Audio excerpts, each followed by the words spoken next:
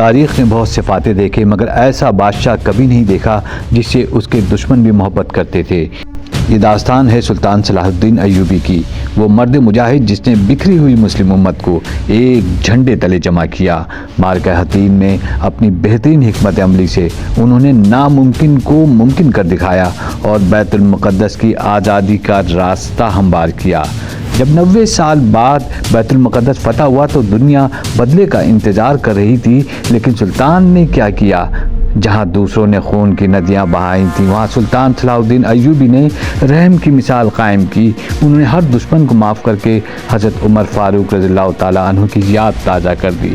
ان کی عظمت کا یہ عالم تھا کہ جب ان کا سب سے بڑا دشمن شاہ رچرڈ بیمار ہوا تو سلطان نے اسے علاج کے لیے پھل اور برف بھیجی۔